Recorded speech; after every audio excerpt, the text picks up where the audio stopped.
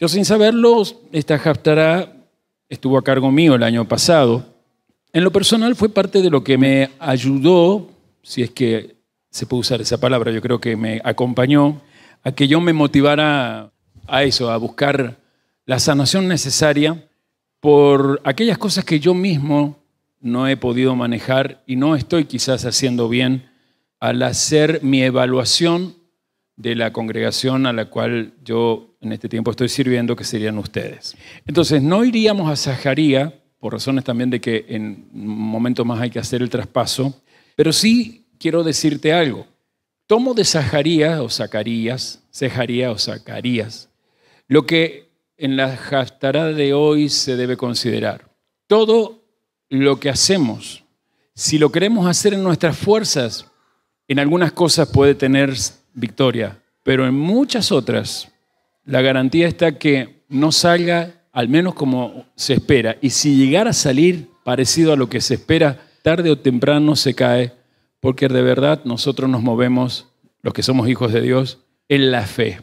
Y para que la fe dé resultado, tenés que tener la conciencia de que no es con fuerza humana, no es con estrategia humana. Zacarías dice, no es con fuerza ni con ejércitos, sino con mi espíritu, dice Yahvé de los ejércitos. Y en ese sentido, quiero que vengamos aquí cuando Yeshua tiene por primera vez una enseñanza que en el libro de Marcos no es común que él la hable. En realidad no es común que mientras Yeshua caminaba aquí en la tierra, él hablara de cosas, por decirlo así, apocalípticas. Aclaro antes que la expresión apocalíptico, que en nuestros tiempos y desde hace muchos años ya, se fue aplicando más que nada por la influencia de literatura, podríamos decir, pero por sobre todo la cinematografía. Parece que se aplicara a catástrofes mundiales que acabarían en sí con el planeta mismo. No, la expresión apocalíptica tiene que ver con el griego apocalipsis, que no para nada habla de catástrofes, sino que habla de revelación, de correr un velo, que es el velo de los sentidos, y poder más allá de lo evidente. Digo esto y me acuerdo de algo que esta semana me dio mucha lástima. En una de las radios que trabajan con Stream, creo que gran parte de las acciones le pertenecen a Alejandro Fantino, estaba en un programa X nuestro presidente y recibió de regalo la espada del augurio, la espada del leono. Y tal cual un niño, si alguna vez lo vieron cuando le mostraban a Conan, decían, es Conan, y se fue de la entrevista, tal cual un niño, abrazó la espada, se rió como un niño, como si hubiesen llegado los Reyes Magos o Navidad, era el regalo de Navidad que le hacía Alejandro Fantino o su compañero, no sé quién, y dijo, con esto esta vez sí, Sturzenegger podrá hacer los cortes que este país necesita. Y más allá de la situación psicopsiquiátrica que tiene este señor, yo me puse a pensar, a veces quizás tengamos que salir de los criterios lógicos y empezar a ser personas para los demás locos, pero no por una situación psiquiátrica en sí, sino por una posición de fe. ¿Qué quiero decir? Estamos en los últimos tiempos. Y aquí hay alguien que lo tomaban, entre tantas cosas negativas, sus detractores como un loco. Loco, endemoniado, hereje. Pero hay algo que él va a dejar claro aquí. Las cosas que van a acontecer ya están totalmente determinadas en la mano del Eterno y nadie va a poder evitar que el Eterno entonces manifieste su soberanía. Ahora, la pregunta con la cual yo quiero empezar es la que seguramente los que leían el Evangelio de Marcos allá por el año 60 de nuestra era, en realidad es 66, 67. Las noticias en Roma, esto se escribe especialmente para las comunidades que había en la ciudad de Roma, muchas por cierto, Marcos la escribe porque las noticias que llegaban a Roma, llegaban muy rápido, era que ya había empezado la guerra en Jerusalén y se garantizaba que el general Vespasiano, en ese momento no era emperador, con su hijo Tito iban a acabar con Jerusalén y de una buena vez con algo que había molestado al imperio por tiempo y era la idea de un Dios que le muestra a los hombres cuál es su voluntad y no al revés. Dioses que le permiten a los hombres hacer lo que ellos quieren y creen, o creen y quieren. Así que cuando leían, seguramente se preguntaban ¿hasta cuándo? ¿Hasta cuándo hay que esperar? Porque si en Jerusalén empieza la guerra y se destruye lo que allí está, que es el Santo Templo, no tendremos dónde peregrinar. Porque escuchen, ellos eran judíos aunque estaban en Yeshua. O sea, peregrinaban a Jerusalén. O sea, ellos hacían las Moadín en Jerusalén. Por ello es que Marcos escribe todo su libro, pero muy particularmente lo vamos a encontrar escribiendo esto, porque no se le hacía fácil a esos primeros discípulos perseverar, mantenerse fieles. ¿Cuándo se implantaría ese reino que los apóstoles le anunciaron? ¿Cuándo podrían ellos dejar de sufrir las desgracias de estar en un sistema opresor? ¿Cuándo terminarían los abusos de un imperio? Y lo peor de todo es que poco a poco los discípulos que habían visto en carne y hueso al maestro iban muriendo. Habían pocos de aquellos que lo habían conocido, así que con más razón, ellos lo único que tenían para estimularse era encontrarse en el partimiento del pan y desde el partimiento del pan tener a un invitado que les hablara de cómo vio él y escuchó esa persona, varón o mujer, a Yeshua cuando caminaba en Israel. Así se movía estos primeros 40, 50 años del movimiento del Señor. Así que ellos estaban tratando de, con las palabras de amor que traían esos testigos, no tenían mensajes como el que yo les doy, recordar que dentro de ellos vibraba la fe. Por eso aquí al final del escrito, antes que empiece a hablar de la pasión misma de nuestro maestro, Marco va como a encajar esta situación de la visión de los días finales, por decirlo así. La intención es fácil, la fe no puede apagarse. Para que la fe no se apague necesita luz, así que Marcos quería infundirle luz, y cuando a ti te infunden luz desde la palabra, seguramente lo que se desarrolla después de la fe es la esperanza, porque la esperanza no debe perderse a la hora de ver las situaciones difíciles. Entonces recoge dichos auténticos del maestro, más otras cosas que él mismo sabía por boca. Recuerden que le está escuchando a Pedro, Pedro le ha contado cosas, pero otras cosas las ha recogido de esos testigos que estuvieron y que le han ido escribiendo lo que otros apóstoles habían visto y oído de este discurso. Este discurso se conoce con el nombre del discurso de los olivos. Es el único discurso en el Evangelio de Marcos. Marcos no tiene discurso, Mateo sí. Mateo, que coincide en las historias, en la perspectiva cronológica de los relatos, sí tiene discursos. En Mateo hay exactamente 5 discursos. Quizá porque hay que demostrar que los 5 libros de la Torá hablaban en todos y cada uno de nuestro maestro.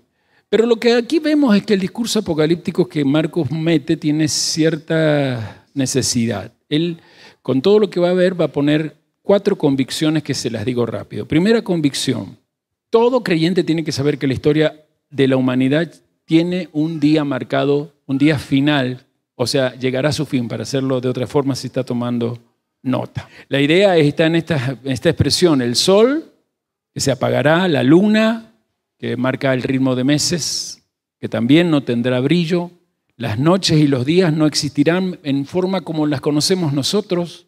Dice que las estrellas caerán del cielo.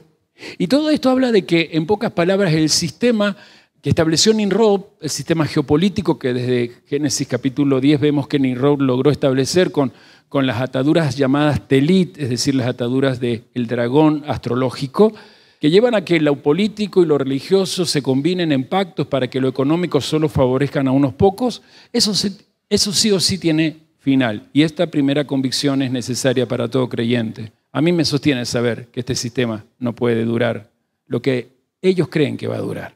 Segunda convicción es que Yeshua sí o sí va a volver. El rostro que nunca vieron, Marcos a esta gente que le escribe, el Espíritu Santo desde Marcos a nosotros, el rostro que nunca vieron, el rostro deseado, si es que lo deseas ver, será visto. Él vendrá como hijo del hombre, esa es la expresión que van a encontrar. O sea que Yeshua va a venir como un ser humano, como deberían haber sido los seres humanos a lo largo de la historia, pero por causa de la caída del primer hombre nunca hubo un humano igual. Cuando Él venga, al venir como hijo de hombre, toda la humanidad tendrá la oportunidad de regresar a ese diseño original, y eso a mí, como convicción, me tiene en expectativa de esperanza. La tercera convicción es que Yeshua traerá consigo salvación de Dios a todas las naciones. Vendrá con su pueblo, pero no serán destruidas las naciones, no será la tierra solamente para los que son discípulos. Recuerden que en el camino hay lo que se conoce en el mundo evangélico como rapto, que no es un rapto de 3 años como lo creen ellos, sino que hay un recibir al Señor en las nubes. Seremos levantados con poder y en las nubes al recibirlo apareceremos en Jerusalén. Primero los que hayan muertos en el Señor, y luego nosotros los que vivimos, dice Pablo, en un abrir y cerrar de ojos también seremos transformados. Y la cuarta convicción es que las palabras de Yeshua, dice el propio Yeshua, no pasarán. Cielo y tierra pasarán, pero si hay algo que no pierde fuerza son las palabras de salvación de Dios para los hombres. Y esas palabras no las dejó solo a través de Moisés, los profetas, escritas en lo que es la Tanaj. Para los que están en televisión, Nuevo Testamento, como le dicen ustedes los de religiones cristianas. Esa Tanaj tiene palabra poderosa, pero esa Tanaj, en el poder de ese espíritu, se hizo verbo poderoso, que habló esas palabras en una forma activa, evidente, dinámica, realmente transformadoras. Y esas palabras no van a cambiar. Pero miremos entonces esto. Marcos 13 dice que saliendo Jesús del templo le dijo a uno de sus discípulos, Maestro, mira qué piedras y qué edificios. Yeshua respondiendo le dijo, ¿ves estos grandes edificios? No quedará piedra sobre piedra que sea derribada. Y ahí aparece otro momento. Es como que hay otro documento que usa Marcos, ¿no? No es cronológico. Recuerden que está haciendo una geografía, ¿no? Está haciendo cronología histórica. Y se sentó en el Monte de los Olivos, diga el Monte de los Olivos. Yo hago aquí un parate en la lectura. Yo me salté a Zacarías simplemente porque el Monte de los Olivos es lo que más énfasis pone Zacarías. Primero con lo que en la parashá de hoy, esa haftará de hoy había que considerar en cuanto a los dos olivos en la visión, pero también en cuanto a que en el capítulo 13 y 14 particularmente se habla que el regreso del Mesías tiene que ver con apoyándose en el Monte de los Olivos, partiéndolo en dos, atravesando el Valle del Cedrón que está entre Monte de los Olivos y Monte Sión y Monte Sión y entrando por la puerta oriental al propio templo, específicamente al lugar santísimo. Entonces sí tiene que ver con la haftará, mas yo quiero hacer la práctica desde el Evangelio por las razones de tiempo que tenemos. Pedro, Jacobo, Juan y Andrés le preguntaron aparte. No es el mismo discípulo anterior, el anónimo ese que le dijo, mira el templo. ¿Se dan cuenta? Primero un discípulo anónimo, no sabemos cuál de los 12 o quizás de los 70. ¿Qué te parece este templo? Pero ahora hay uno que son del núcleo íntimo, Pedro, Jacobo, Juan y Andrés. ¿Qué preguntan? Dinos, ¿cuándo serán estas cosas? ¿Y qué señal habrá cuando todas estas cosas hayan de cumplirse? Atención porque esto quiero que lo noten. El capítulo 13 se registra en el sentido de que Yeshua se va a dedicar a responder dos preguntas. Primero, lo que acaba de decir cuando el otro discípulo ha preguntado, va a responder ¿cuándo será la destrucción del templo de Jerusalén? Y la segunda pregunta que estos cuatro le hacen tiene que ver ¿cuándo serán también o qué señales habrá en el final de los tiempos? El problema es que de alguna manera estos mismos a la respuesta de Yeshua la entienden como todo junto. Por eso cuando Marcos está escribiendo el Evangelio, está queriendo convencer también a los que escuchan la enseñanza de Pedro y a los que él le escribe, que no se pongan a hacer una interpretación incorrecta de las dos respuestas que hay aquí. Por un lado, Yeshua le dice, la destrucción del templo será, y le responde. Y después de la destrucción del templo, hasta que Él venga, irán viendo, especialmente hasta en los últimos días, estas otras cosas. No sé si he sido claro al explicar esa situación. ¿Por qué también lo hago con ustedes? Porque a mí y a ustedes nos lo han enseñado todo mezclado. Y entonces a veces nos cuesta interpretar las señales de los tiempos finales. ¿Puedo seguir? Entonces dice, Yeshua respondiéndoles comenzó a decir, mirad, y eso me gustaría que lo marquen, digan mirad. Dígalo fuerte, mirad. Esa es la palabra más importante de todo el capítulo. Es la palabra que Marco pretende que se siga trasladando desde los que lo leen, así como se trasladó desde Pedro, Juan, Andrés, Jacobo, los discípulos de las primeras comunidades en Hechos. Mirad, el llamado a no perder la vigilia, a no perder el enfoque de dónde estás.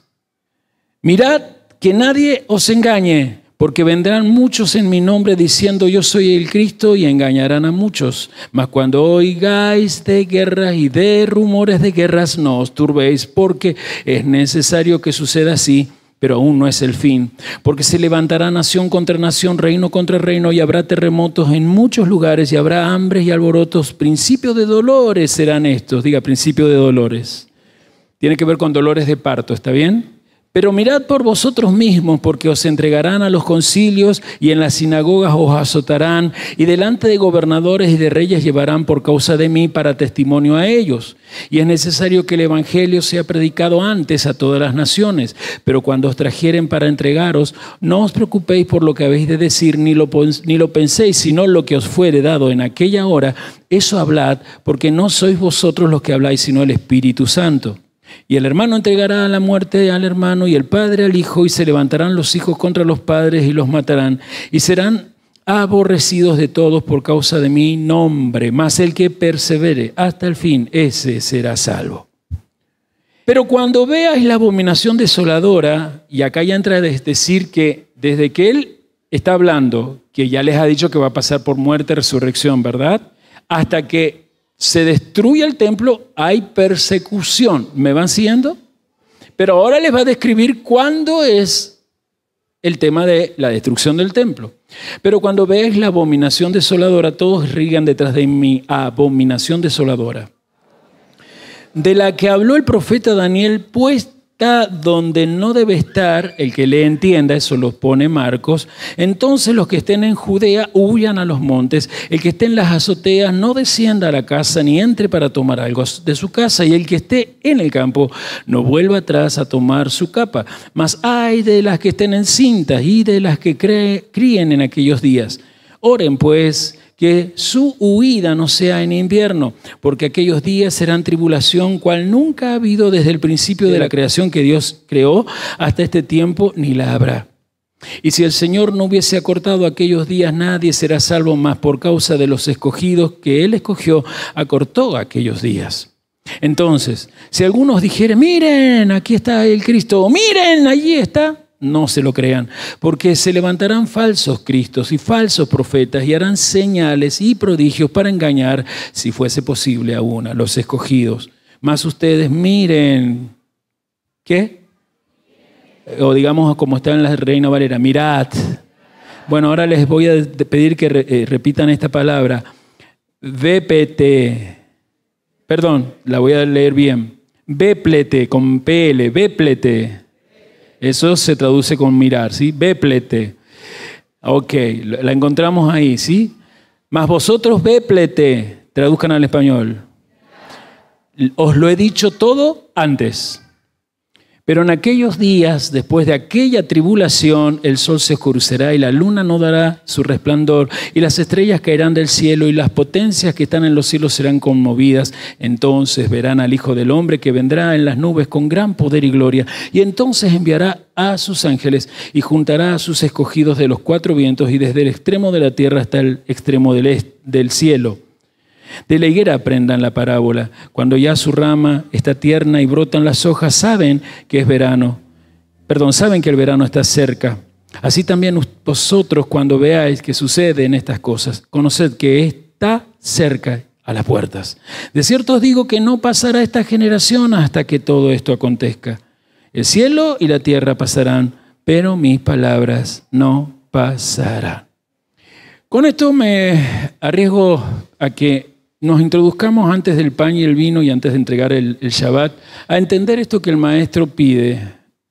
Porque a él le piden que mire las piedras. Maestro, mira qué piedras, qué edificios hay aquí. Parecen realmente turistas asombrados del lugar que están. Y realmente pasaba así, especialmente con los peregrinos que venían de otras regiones. Se asombraban del tremendo espectáculo arquitectónico y luego todo el espectáculo espiritual que acontecía dentro del templo, que Herodes el Grande había hecho magnífico, porque recuerden que Ageo y Zacarías son profetas que contemporáneos, es decir, dan oráculos, predican, por decirlo de una manera, exhortan a la misma vez por una sola razón. Cuando han vuelto del exilio con Zorobabel, con Nehemías, Zorobabel y Esdras y más tarde Nehemías, el pueblo solo se ha encargado del templo hasta reconstruir el altar y algunos que otros detalles, pero lo ha abandonado. Son 16 años, cuando Ageo habla, ha pasado 16 años donde el templo no se ha reconstruido. Y con la predicación de Ageo, justamente el templo se vuelve y de Zacarías a reconstruir, porque la gente quería la unción. Se daban cuenta que por dedicarse a sus casas, y yo te diría a ti, por dedicarte a tus cosas, la unción la pierdes. Aquellos profetas habían logrado que Israel levantara un templo, pero por distintas razones económicas no era tan esplendoroso como el de Salomón. Más vino este Idumeo, o descendiente de Don Herodes, y lo hizo un templo maravilloso. Recuerden, Zorobabel y Esdras, según Esdras 6, allí lo tienen, lo reconstruyen, pero él lo amplió. Y escuchen, una característica, muchas cosas impresionantes hay, pero entre tantas cosas, es que el templo tenía 500 metros y un poco más de largo, 400 metros de ancho, pero cuando Herodes viene, la belleza era porque él le logró, no tanto como Salomón, hacerle o colocarle mucho oro en las distintas aristas del templo, por lo cual, si bien no era como el de Salomón, que a lo lejos brillaba, sí se notaba brilloso desde cualquier lugar que se fueran acercando al monte Sión. Ahora, ¿qué pasa con este comentario? Este comentario le sirve a Yeshua para que ellos noten lo que Yeshua ha venido a hacer y es el legado que ha tomado del propio Juan el Inmersor. El problema es que a ese templo lo han hecho cueva de ladrones. El templo en sí no es malo, pero el templo está sirviendo para dar excusa a una mafia sacerdotal, la casa de Caifás, que se ha propuesto hacer que todo el pueblo de Israel, y especialmente todos los que habitan la tierra de Israel, se comporten sumisos ante la opresión romana, pues ellos, no creyendo, recuerden que son saduceos, ¿se acuerdan la secta de los sacerdotes? No creyendo que haga falta la presencia de un Mashiach, ellos decían, lo mesiánico se encuentra dentro de cada judío en tanto en cuanto venga al templo a traer sus korbanot u ofrendas. Les cuento esto porque esta es la onda hoy en el judaísmo actual. Hay un señor muy admirado, Mario Sabán, argentino él, con todos los honores habidos y por haber, desde doctorado en psiquiatría, psicología, sociología, me está quedando historia y derecho. Pero además de eso, el hombre está siendo invitado cada vez más y más y más por su conocimiento de Cábala. Algo que todo el mundo quiere aprender sin aprender Torah, porque cuando querés aprender Torah te tenés que sujetar a los misbot. Aprender Cábala es ir a la magia de los secretos. Cuidado, que cuando los secretos se conocen, yo entro en la magia, pero la magia, la misma Torah la condena. Cuando yo conozco sus mandamientos o misbot y los practico, yo a los secretos que están más abajo los convierto en mi propio poder mesiánico. Pero con esto último que dije, que es lo correcto, este hombre torciéndolo, en muchas conferencias aduce lo que decían los saduceos. Si una persona cree que tiene que depender la salvación de alguien que está fuera de él, o de alguien que va a venir de algún lado dentro de pronto, esa persona es una persona tonta, sea judío o cristiano. Porque el mismo Maestro Jesús dijo, el reino de ustedes, el reino de Dios está en medio de ustedes. Eso se demuestra de que lo mesiánico, el poder mesiánico está dentro de las personas. Parece verdadero, pero a la vez no es verdadero. Parece correcto, pero a la vez está pasando la frontera de la luz y llevando a la zona de la oscuridad para allá. Entonces, Yeshua cuando habla de esto es algo que siempre ha existido. Los saduceos se acabaron en el año 70, ustedes ya lo vamos a ver eso, pero la idea de los saduceos sigue hoy y hoy más que nunca porque estamos en los últimos tiempos. Y no solamente Mario Sabán es un falso maestro o un falso profeta, en el cristianismo está lleno de eso. En el cristianismo la palabra apocalíptica o apocalipsis o las expresiones de señales del fin es lo que más se ha trabajado para engañar a las personas. Siglos pasados aparecieron sectas como los adventistas, los testigos de Jehová, los mormones, hablando de las señales y del fin del mundo. Pero no necesitamos irnos a las sectas. Podemos caminar en la historia del mundo evangélico y hoy mismo, gente que aparece algo y empieza a hablar de las señales para llenar de temor. Cuando nosotros notamos que Marco, a la vez que pone algo apocalíptico, lo pone con la misma intención que cualquier literatura apocalíptica de aquel entonces tenía, que el que lo lea tenga llenura de esperanza. Porque en las convicciones que le dije, si todo está en el control de Dios y el sistema que está controlando el mundo un día va a tener en su historia un fin, el que controla todo lo controla por el poder de su palabra y esa palabra se hizo carne y esa palabra no va a pasar. Entonces aquí está ese de no quedará piedra sobre piedra y empieza a hablar del año 70. Dinos, ¿cuándo serán estas cosas? Viene en la consulta de los 4 discípulos del núcleo especial de él. Están ya ahora no en el templo, donde se le hace la pregunta, están en el Monte de los Olivos y quieren saber cómo es eso que el templo va a ser destruido, porque el templo, según los saduceos, era la garantía de que Dios estaba de parte de Israel y que un día los propios israelitas verían como desvanecerse así por las calles a los romanos y no tendrían más opresión. Y Cristo responde a esta primera pregunta, ¿cuál será la señal? Y dice allí que habrá una destrucción en Jerusalén, pero antes habla de algo que quiero, y lo dije, y creo que ya muchos lo vieron, del sentido de la persecución, del ser discípulo, pero con conciencia de sufrir persecución del sistema. Y aquí es donde yo hago la primera parte del parate, porque tengo que hacer el traspaso. Pero me gustaría que ahí donde estás pensando, te metas más a reflexionar.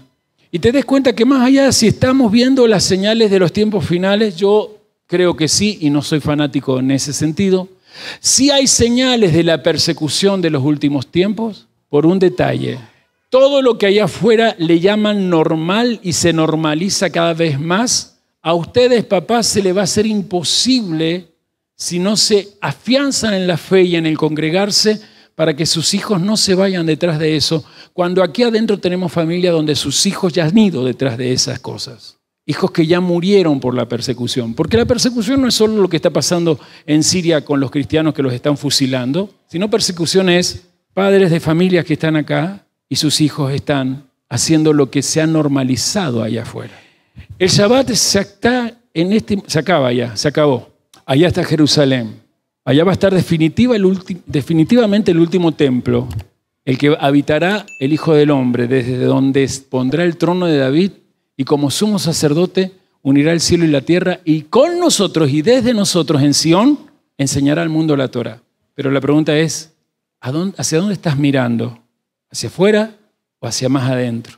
Te invito a ponerte de pie, mirar hacia Jerusalén, que es hacia allá, y decir detrás de mí lo que decimos primero hacer silencio para concentrarnos en lo que vamos a decir y rezar. Cruzas tus brazos. Bendito seas tú, Yahvé, nuestro Elohim, Rey del universo, que estableces clara distinción entre lo sagrado y lo profano, entre la luz y la oscuridad, entre Israel y las 70 naciones, entre el séptimo día y los 6 días de trabajo creativo. Bendito es tu nombre, Yahvé Adonai, que estableces distinción entre lo santo y lo profano. Amén. Abrí tus 2 manos, esperando que tu mente se eleve. Primero pedile, sin mover los labios a Dios, que te ayude a enfocarte en su reino. Recuerden que este es un discurso. Diga conmigo, un discurso. Ya te dije que es el único discurso que aparece en el Evangelio de Marcos. Es el único evangelio. Algunos dicen, no, pero están las parábolas en el capítulo 4. No, señores, no, señoras. Esas parábolas están concatenadamente juntas, pero no han sido dichas en un mismo tiempo. O sea, no es que Yeshua se puso a decir a la misma vez esas parábolas, ¿sí? Están ordenadas concatenadamente en forma literaria para el propósito del mensaje de Marcos, ¿sí? Pero este discurso está en el orden y por lo tanto el discurso tiene, anotamos, introducción. Bien, me gusta que repitan. Versículo 1 al 4 es la introducción, ¿sí? Luego, número 1, los dolores de parto. Es un tema muy profundo. Tiene que ver con las persecuciones. No puedo tratarlo hoy, pero necesito al menos algunos que sé que son de investigar que lo vean. Los dolores de parto, versículo 5 al versículo 8. Número 2, esto sí lo voy a explicar un poco ahora. La abominación desoladora. Ponga versículo 9, hasta el versículo 20. Y número 3, la necesidad de la vigilancia. Número 3, la necesidad de la vigilancia, verso 9 también, perdón, acá yo me he equivocado, obvio que no va a ir del 9, verso 28, al 37, ahí está. Aunque el mirat estaba antes, yo se lo hice repasar antes. ¿Dónde está el mirat? Que les dije, ahí hay otro mirat. El 23, muchas gracias. Desde el 23 al 37, ¿sí? Bien, con ese esquema yo creo que no te debo nada en cuanto a lo que quieras investigar. Te aseguro que con ese esquema vas a poder meterte en lo que es la escatología del discurso y no ser engañado por falsos maestros. Ya hablamos del punto número 2, el tema de la persecución. Yo ya lo he desarrollado con el tema de Ageo, que veo que varios lo han visto. Tenemos que normalizar en nuestra mente lo que el cristianismo evangélico especialmente ha sacado de la mente de sus seguidores, pues el cristianismo evangélico se ha convertido en lo que era el templo de Jerusalén, supermercados de fe. Entonces la gente tiene mensajes de exitismo, por lo cual la gente entiende a Dios amor como alguien que se compromete a que no le pase nada absolutamente malo. A tal punto que ni siquiera le oran para que no les pase nada malo. Porque si siquiera, bueno, fueran fieles todos los días como en el Shacharit, que oramos para que no nos pasen cosas malas, pero ni siquiera, porque está tan metido que Dios los protegerá, que es mejor que cualquier otra divinidad invocada en cualquier religión. Bueno, es tan falsa esa divinidad como las de las demás religiones, porque nuestra divinidad tiene un nombre que es Yud Het Bat Hei, y todo el que confiesa que va a santificar ese nombre en este sistema no tiene calce. No le gusta a usted, pero le digo la verdad.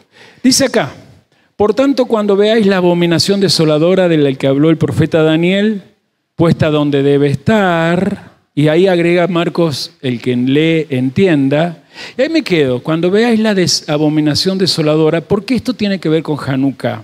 Y Daniel, cuando es citado, dice lo siguiente, se los leí también en lo que enseñé, que a ustedes les empezó a correr desde las 0 horas del sábado.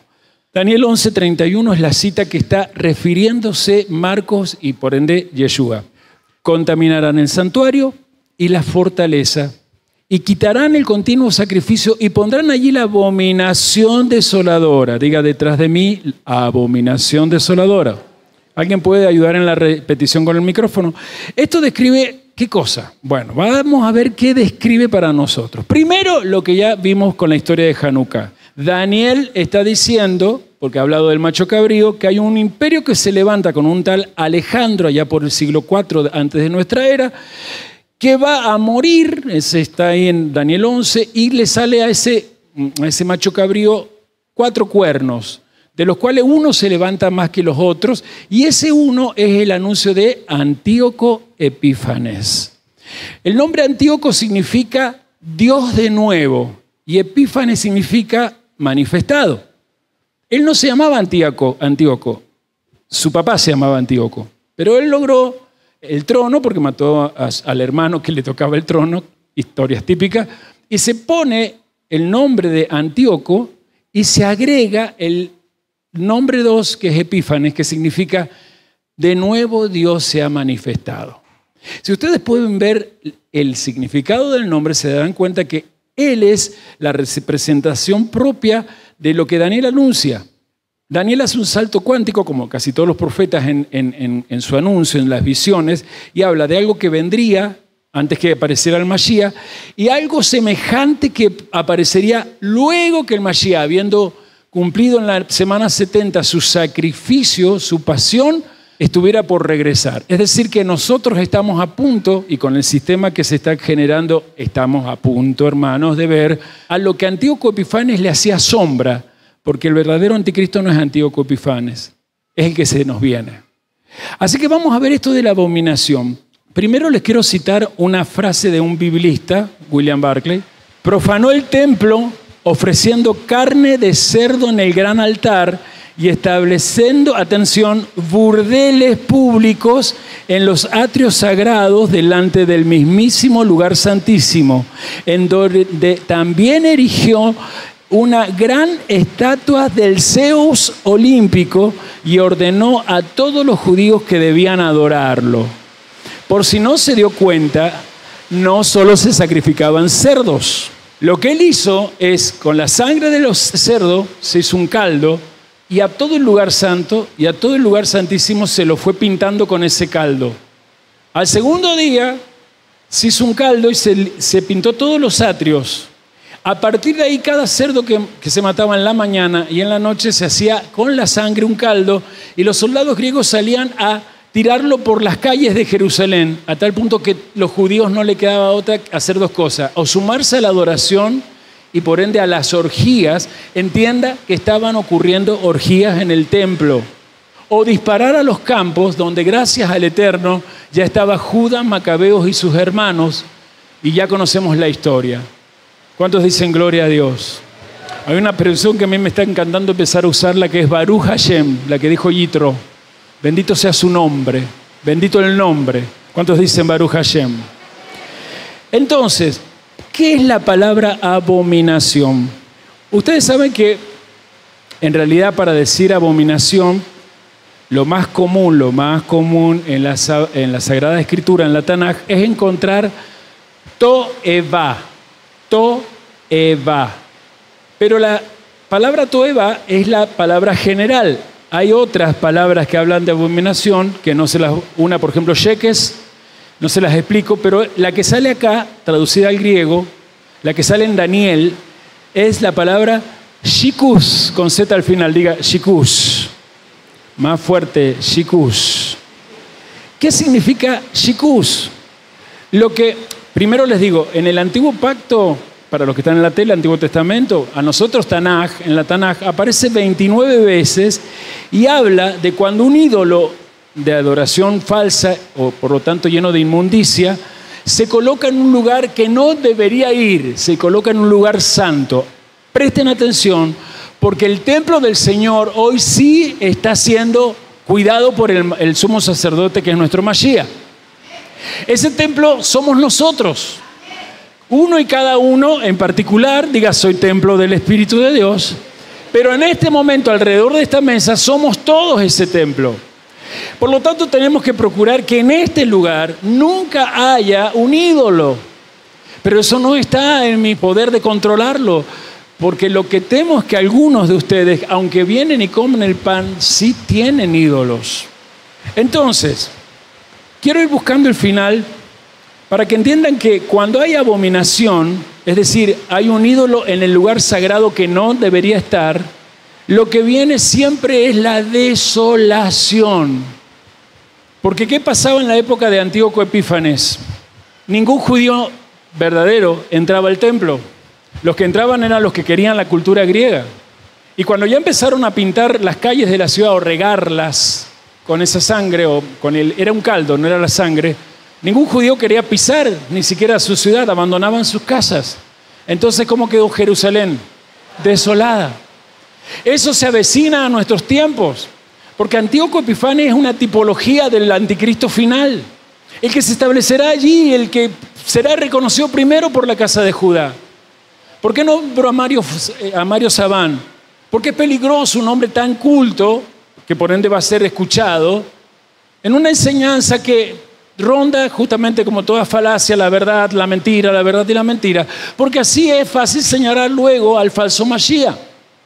Ya se ha ido un poco la onda, pero hasta el 7 de octubre del año que se fue, 2023, se está yendo el 2024, antes del atentado, estaba a punto el rabinato de Jerusalén de probar si ese rabino, con el cual ya ni me acuerdo el nombre, se estaba haciendo popular por los milagros, podía ser el Mashiach. Hasta que alguien dijo, después del atentado, que el Mashiach todavía quizás se esconde en Europa. Y nosotros sabemos, por lo que ya le enseñé, que en Europa se está escondiendo el que luego desde Jerusalén tomará el lugar que no es. Pero a mí lo que me interesa en esta mesa es asegurarme si el lugar sagrado que es tu interior no estará ocupado por algo que es anti-Mashiach. Les cuento una anécdota. Nuestro Señor muere entre el año 27 de nuestra era o 30, ¿sí? No muere en el año 33, ¿está bien? En el año 40, en el libro de los Hechos se menciona el emperador que voy a nombrar, imperaba o gobernaba el imperio Calígula. Muy loco, a tal punto que había nombrado como primer ministro a Bucéfalo, su caballo. O sea, imagínense el emperador, después el que tomaba... A ver, al menos Faraón en Miquets, ¿a quién nombró? A José. ¿Dónde encontraremos un hombre con sabiduría de Elohim? Este dijo, ¿quién me puede ser mi mano derecha? Ah, Bucéfalo, en los demás no confío. Pero la anécdota que le quiero contar es que él quiso hacer lo mismo que Antíoco Epifanes. Mandó construir una estatua gigante como la había hecho el griego, este es romano, y cuando está yendo en barco hacia Jerusalén porque tenía que ser colocado en el lugar santísimo, Calígula muere. Y el capitán del barco tuvo que pegar la vuelta con el monumento de Calígula. Hay alguien que conoce y controla la historia de los seres humanos. Pero la próxima vez, este individuo lo va a lograr porque la misma casa de Judá toda le va a permitir eso. La casa de Judá que no le permita eso será el remanente que se cruce a congregaciones como la nuestra, a movimientos como nuestro que reconocen que Yeshua es el Mashiach y que ya abrió un camino nuevo y bueno y vivo por medio de su sangre. Busquemos entonces el final. Cuando vean la abominación desoladora, cuidado, porque toda profanación a un templo que es de Dios siempre trae como consecuencia los frutos de la desolación: depresión, carencias, deudas, comercio que no funciona, matrimonio que cada vez está peor. La abominación trae desolación. ¿Quién puede decirlo?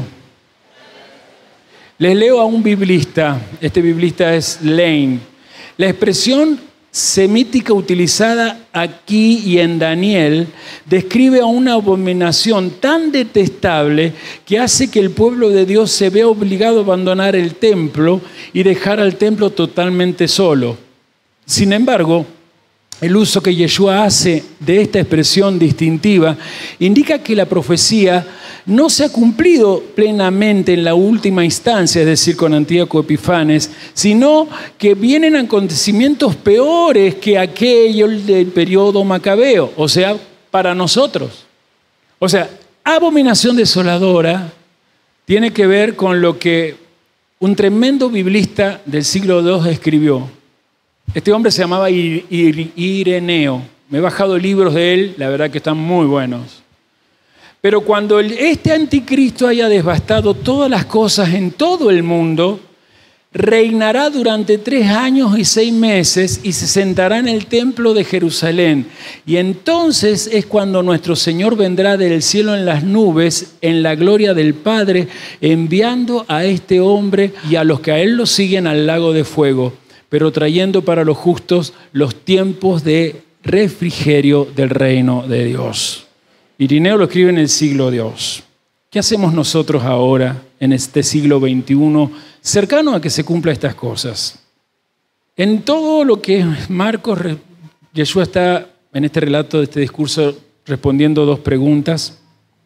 Habla de muchas señales, mi interés no es detenerme en ello, pero después que usa estas parábolas, sí me interesa llevarte a unas preguntas personales y que mires conmigo antes algunos temas.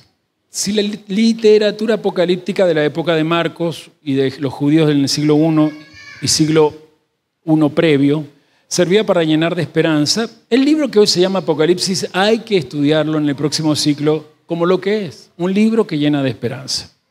¿Pero por qué hablo de esto? Porque no voy a inventar esto.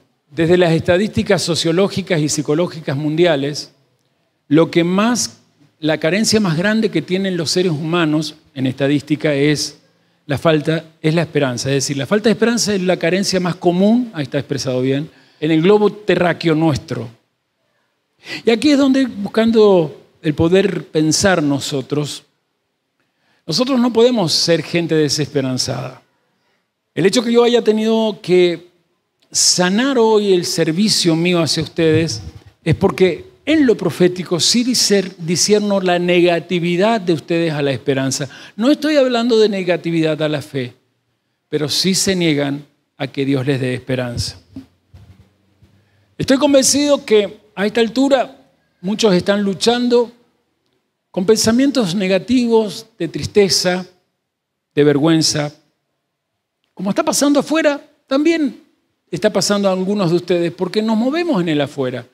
Eso es parte de una persecución. Pero hoy yo quiero traerte lo que el Evangelio tiene. Tenés que vivir en la luz. Y quien vive en la luz está lleno de esperanza. Por lo tanto, el que vive en la luz y se llena de esperanza, aprende a vivir con lucidez. Y esta mesa tiene luces encendidas y nos critican las congregaciones ignorantes, porque justamente el mensaje que hemos visto acá no apunta a tantas cosas que van a pasar, ni siquiera al anticristo, apuntan a una orden. Vigilad, observen, miren, véplete. Vi una versión que dice así, ojo, Decirle al lado, vépelete. El problema es que algunos están cerrando los ojos. Me olvidé de traer el dato, pero a mí en el seminario me enseñaron de que Isaac, cuando estuvo ciego, era una ceguera y que por alguna razón que no sale en la Escritura, recibió un milagro hacia su vejez. No estaba ciego por ceguera. Estaba ciego por, no sé si alguien, a lo mejor Solange podría saber, por un síndrome no muy común, donde el párpado se cae por una inflamación bacteriana y cuesta levantarlo. Entonces él estaba ciego porque no podía levantar sus párpados. Pienso yo hoy, ¿cuántos estamos ciegos como nuestro papá Isaac? No porque tengamos físicamente el párpado caído, sino porque nuestros ojos espiritualmente se han cerrado, se han dormido. Necesitamos despertar la esperanza, varones. Necesitamos despertar la esperanza, mujeres. Si querés hablar de cosas apocalípticas, allá afuera hay gente que sabe más de Apocalipsis que vos. Por el cine, por la literatura, por las iglesias, por los testigos de Jehová que golpean en la mañana del domingo. Pero si querés hablar de esperanza, tenés que llevar la certeza de que entendés lo que es lo apocalíptico en tu conciencia. En tu conciencia debe haber luz. Y vivir con lucidez es estar libre del miedo que paraliza. Y quien está libre de todo miedo paralizante es porque está lleno del amor que se perfecciona. Y cuando el perfecto amor se va perfeccionando en un alma, no solo se vence el miedo paralizante, sino que se alcanza la estatura y plenitud del Maestro. Por eso siempre es posible reaccionar. Decirle al lado, siempre es posible reaccionar. Hay mucha gente con corazón endurecido, pero ¿sabe lo que me asusta a mí? Es que aquí yo siento que hay muchos que han ido endureciendo su corazón. Si queremos dar esperanza, lo primero es despertar. Tus párpados espirituales están caídos cuando logras justificar tus ausencias a un momento de convocatoria. Cuando puedes justificar tu ausencia diciendo desde el legalismo judío, pero no es una moadín, yo también lo dije cuando no lo celebraba, hasta que yo descubrí que celebrarlo es capacitarnos a saber mirar las señales de nuestros tiempos. Porque también en el camino voy desaprendiendo para aprender. Eso merita que yo tenga que doblegarme, decir, no, estaba equivocado en cómo lo miraba. Pero algunos no tienen ni siquiera la emulación de mi actitud. Directamente lo justifican desde cualquier asunto material. Sin embargo, a la hora del gran jefe, nuestro papá, no te importa su unción. Y cuando no te importa su unción es porque tampoco te interesa su sangre. Y cuando no te interesa su sangre es porque en el lugar sagrado hay un cerdo que ha sido sacrificado. Recuerden que el cerdo es de los animales el más lujurioso, el más, por ponerlo en un término filosófico, el más hedonista. El animal que busca todo el tiempo placeres, desde primero la gula y de ahí en más todo lo demás. Esta mesa no es para Antíoco Epífanes. No es de nuevo Dios se ha manifestado, porque el Dios que se ha manifestado no necesita una nueva oportunidad. Necesita simplemente que vos te des un nuevo despertar cada vez que venís a una reunión. Entonces con esto yo quiero cerrar diciendo cómo vamos a dar esperanza a los demás si no podemos entre nosotros llamarnos a la esperanza. Se espera que el único profeta que hay en la congregación, debería haber más, sea el que siempre esté hablando negativamente. Perdónenme, señores y señoritas, señoras también. Los profetas hablamos negativamente cuando las personas hacen las cosas negativamente. Cuando un profeta ve que casi toda su congregación tiene las redes sociales abiertas en un Shabbat, eso es más negativo que el profeta que dice, estás usando redes sociales. Lo que pasa es que el profeta te está diciendo lo que negativamente está pasando contigo, desde ti hacia el Eterno y desde los cielos, porque el Eterno así lo permite, contra ti. Es fácil entonces encontrar la negatividad en un profeta. Entonces, por favor, ustedes los que encuentran la negatividad en un profeta, empiecen a funcionar en positividad hacia los que están adormecidos. No esperen a un profeta hablar. Pastoréense unos a otros. Ámense los unos a los otros. Los profetas solo se paraban en Jerusalén cuando todo estaba yéndose al carajo. Cuando todo estaba bien, Yahvé no necesitaba de profetas, porque sus sacerdotes estaban haciendo que lo de abajo se subiera en cada corbán y que lo de arriba, por causa del corbán, se viera presionado a no sostener ni obstaculizar ninguna verajá más al varón o la mujer que busca justicia. Tenemos al justo a la derecha del Padre, no a Yosef Hasadik. Él es sombra, tipo del que había de venir. Hoy tenemos al justo, abogado, paráclito, el que te dice, por ahí no. El que te dice, eso no, antes que hablen los profetas que Él ha expuesto para edificarte. Sé positivo con tu fe. Ponerle positividad a tu fe es llenarte de esperanza, pero la esperanza nunca aflora sola si no hay comunión con otros que sean los que te estimulen al amor y a las buenas obras.